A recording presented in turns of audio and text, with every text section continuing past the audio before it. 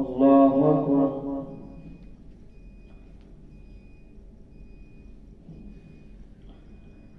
الحمد لله رب العالمين الرحمن الرحيم مالك يوم الدين إياك نعبد وإياك نستعين اهدنا الصراط المستقيم صراط الذين أنعمت عليهم غير المغضوب عليهم ولا الضالين.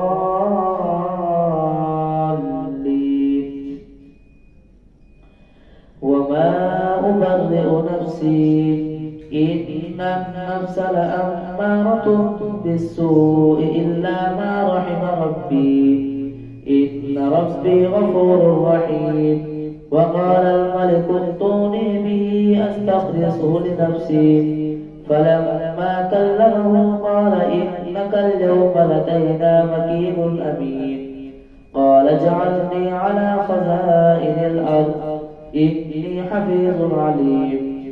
وكذلك مكنا ليوسف في الأرض يتبوأ منها حيث يشاء نصيب برحمتنا من نشاء ولا نضيع أجر المحسنين. ولأجر الآخرة خير للذين آمنوا وكانوا يتقون. وجاء إخوة يوسف فدخلوا عليه فعرفهم وهم له منكرون. فلما جهزهم بجهازهم قال ائتوني بأخ لكم من أبيكم ألا ترون أني أوفي الكيل وأنا خير المنزلين. وجاء إخوة يوسف فدخلوا عليه فعرفهم وهم له منكرون. ولما جهزهم بجهازهم قال ائتوني بأخ لكم من أبيكم ألا ترون أني أوفي الكيل وأنا خير المنزلين. فإن لم تأتوني به فلا كيل لكم عندي ولا تقربون. قالوا سنراود عنه أباه وإنا لفاعلون. وقال لفتيانه اجعلوا بضاعة في رحالهم لعلهم يعرفونها إذا انقلبوا إلى أهلهم لعلهم يرجعون. فلما رجعوا إلى أبيهم قالوا يا أبانا منع منا الكيل فأرسل معنا أخانا نكتل وإنا له لحافظون. قال هل آمنتم عليه إلا كما أمنتكم على أخيه من قبل فالله خير حافظا وهو أرحم الراحمين. ولما فتحوا متاعهم وجدوا بضاعتهم ردت إليهم قالوا يا أبانا ما نبغي هذه بضاعتنا ردت إلينا ونمير أهلنا ونحفظ أخانا ونزداد كيل بعير ذلك كيل يسير. قال لن أرسله معكم حتى تؤتون موثقا من الله لتأتونني به إلا أن يحاط بكم. فلما آتوه موثقهم قال الله على ما نقول وكيل. وقال يا بني لا تدخلوا من باب واحد وادخلوا من أبواب متفرقة وما أغني عنكم من الله من شيء إن الحكم إلا لله عليه توكلت وعليه فليتوكل المتوكلون. ولما دخلوا من حيث أمرهم أبوهم ما كان يغني عنهم من الله من شيء إلا حاجة في نفس يعقوب قضاها وإنه لذو علم لما علمناه ولكن أكثر الناس لا يعلمون. ولما دخلوا على يوسف آوى إليه أخاه قال إني أنا أخوك فلا تبتئس بما كانوا يعملون. فلما جهزهم بجهازهم جعل السقاية في رحل أخيه في رحل أخيه ثم أذن مؤذن أيتها العير إنكم لسارقون. قالوا وأقبلوا عليهم ماذا تفقدون؟ قالوا نفقد صواع الملك ولمن جاء به حمل بعير وأنا به زعيم. قالوا تالله لقد علمتم ما جئنا لنفسد في الأرض وما كنا سارقين. قالوا فما جزاؤه إن كنتم كاذبين؟ قالوا جزاؤه من وجد في رحله فهو جزاؤه كذلك نجزي الظالمين. فبدأ بأوعيتهم قبل وعاء أخيه ثم استخرجها من وعاء أخيه كذلك كدنا ليوسف ما كان ليأخذ أخاه في دين الملك إلا أن يشاء الله نرفع درجات من نشاء وفوق كل ذي علم عليم. قالوا إن يسرق فقد سرق أخ له من قبل فأسرها يوسف في نفسه ولم يبدها له قال أنتم شر مكانا والله أعلم بما تصفون. قالوا يا أيها العزيز إن له أبا شيخا كبيرا فخذ أحدنا مكانه إنا نراك من المحسنين. قال معاذ الله أن نأخذ إلا من وجدنا متاعنا عنده إنا إذا لظالمون. فلما استيأسوا منه خلصوا نجيا قال كبيرهم ألم تعلموا أن أباكم قد أخذ عليكم موثقا من الله ومن قبل ما فرطتم في يوسف فلن أبرح الأرض حتى يأذن لي أبي أو يحكم الله لي وهو خير الحاكمين. ارجعوا إلى أبيكم فقولوا يا أبانا إن ابنك سرق وما شهدنا إلا بما علمنا وما كنا للغيب حافظين. واسأل القرية التي كنا فيها والعير التي أقبلنا فيها وإنا لصادقون. ارجعوا إلى أبيكم فقولوا يا أبانا إن ابنك سرق وما شهدنا إلا بما علمنا وما كنا للغيب حافظين. واسأل القرية التي كنا فيها والعير التي أقبلنا فيها وإنا لصادقون. قال بل سولت لكم أنفسكم أمرا فصبر جميل عسى الله أن يأتيني بهم جميعا إنه هو العليم الحكيم. وتولى عنهم فقال يا أسفا على يوسف وابيضت عيناه من الحزن فهو كظيم. قالوا تالله تذكر يوسف حتى تكون حرما أو تكون من الهالكين. قال إنما أشكو بثي وحزني إلى الله وأعلم من الله ما لا تعلمون. يا بني اذهبوا فتحسسوا من يوسف وأخيه ولا تيأسوا من روح الله إنه لا ييأس من روح الله إلا القوم الكافرون. فلما دخلوا عليه قالوا يا أيها العزيز مسنا وأهلنا الضر وجئنا ببضاعة مزجاة فأوف لنا الكيل وتصدق علينا إن الله يجزي المتصدقين. قال هل علمتم ما فعلتم بيوسف وأخيه إذ أنتم جاهلون؟ قالوا أئنك لأنت يوسف؟ قال أنا يوسف وهذا أخي قد من الله علينا إنه من يتق ويصبر فإن الله لا يضيع أجر المحسنين. قالوا تالله لقد آثرك الله علينا وإن كنا لخاطئين. قال لا تثريب عليكم اليوم يغفر الله لكم وهو أرحم الراحمين. اذهبوا بقميصي هذا فألقوه على وجه أبي يأت بصيرا وأتوني بأهلكم أجمعين.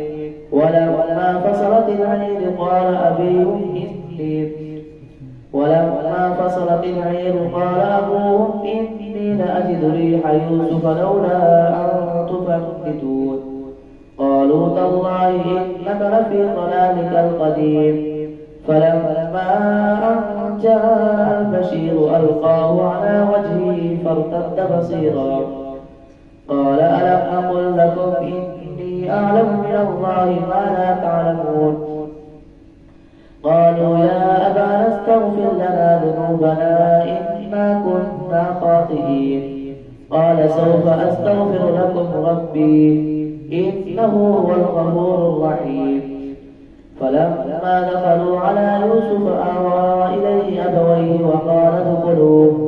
وقال ادخلوا مصر إن شاء الله آمنين ورفع أبويه على العرش وخروا له سجدا فقال يا أبت هذا تأويل رؤياي من قبل قد جعلها ربي حقا فقد أحسن بي إذ أخرجني من السجن وجاء بكم من البدو من بعد أن أزغ الشيطان بيني وبين إخوتي إن ربي لطيف لما يشاء إنه هو العليم الحكيم رب قد آتيتني من الملك وعلمتني من تأويل الأحاديث فاطر السماوات والأرض أنت وليي في الدنيا والآخرة توفني مسلما وألحقني بالصالحين ذلك من أنباء الغيب نوحيه إليك وما كنت لديهم إذ أجمعوا أمرهم وهم يمكرون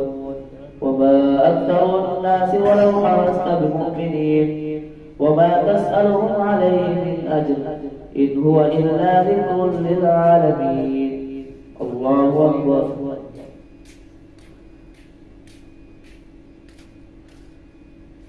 سمع الله لمن حمده الله أكبر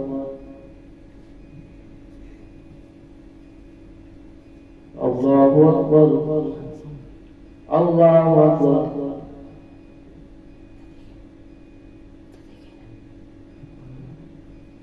الله أكبر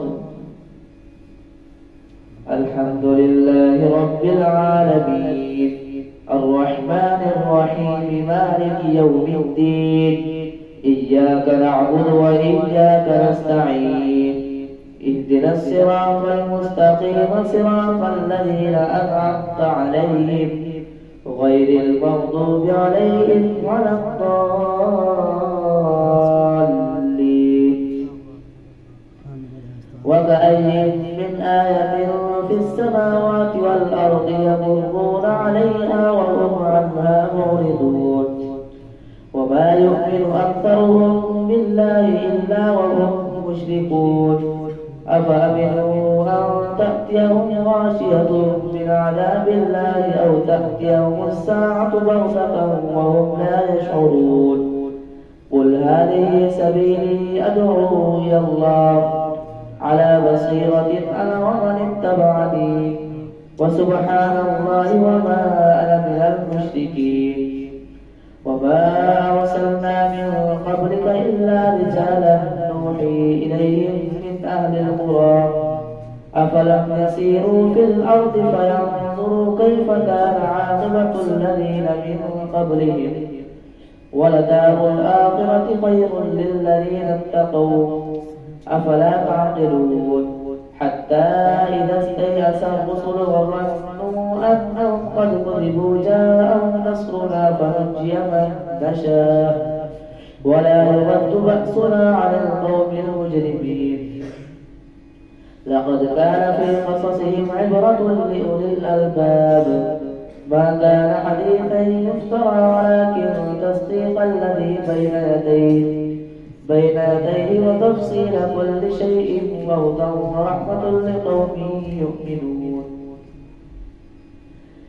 ألف لام ميم را تلك آيات الكتاب والذي أنزل إليك من ربك الحق ولكن أكثر الناس لا يؤمنون الله الذي رفع السماوات بغير عمد ترونها ثم استوى على العرش وسخر الشمس والقمر كل يجري لأجل مسمى يدبر الأمر يفسر الآيات لعلكم بلقاء ربكم توقنون وهو الذي مد الأرض وجعل فيها رواسي وأنهارا ومن كل الثمرات جعل فيها زوجين اثنين يغشي الليل النهار إن في ذلك لآيات لقوم يتفكرون وفي الأرض قطع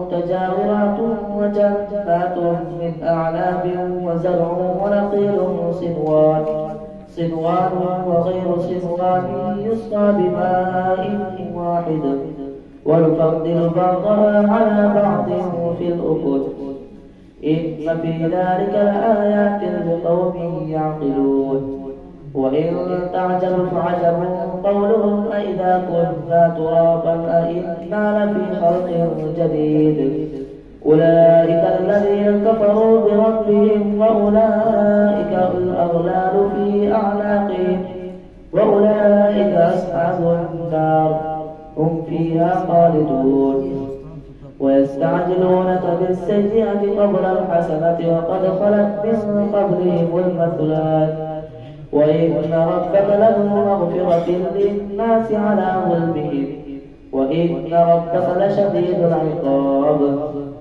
ويقول الذين كفروا لولا أنزل عليه آية من ربه إنما أنت منذر ولكل قوم هاد الله يعلم ما تحمل كل أنثى وما تغيظ الأرحام وما تزداد وكل شيء عنده بمقدار عالم الغيب والشهادة الكبير المتعال سواء منكم من أسر القول ومن جهر به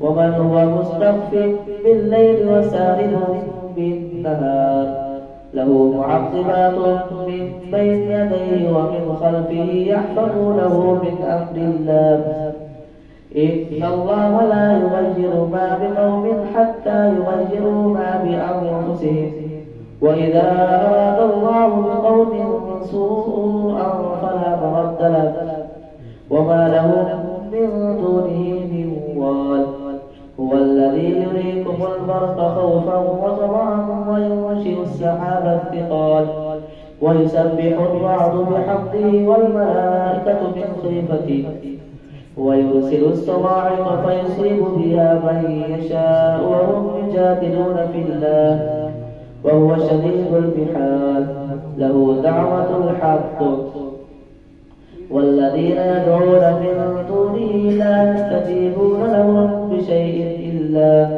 إلا كباسط كفيه إلى الماء ليبلغ فاه وما هو ببالغه وما دعاء الكافرين إلا في ضلال ولله يسجد من في السماوات والأرض طوعا وكرها وظلالهم بالغدو والآصال الله أكبر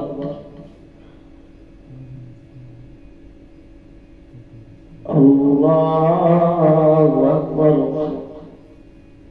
قل من رب السماوات والأرض قل الله قل أفاتخذتم من دونه أولياء لا يملكون لأنفسهم نفعا ولا ضرا قل هل يستوي الأعمى والبصير أم هل تستوي الظلمات والنور أم جعلوا لله شركاء خلقوا كخلقه فتشابه الخلق عليهم قل الله خالق كل شيء وهو الواحد القهار أنزل من السماء ماء فسالت أودية بقدرها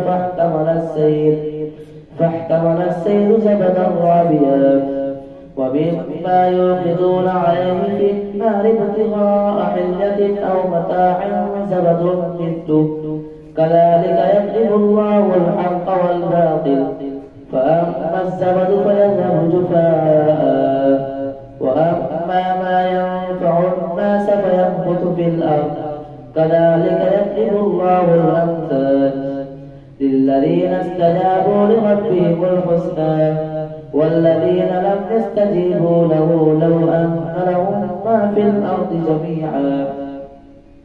جميعا ومثله معه لافتدوا به أولئك لهم سوء الحساب ومأواهم جهنم وبئس المهاد.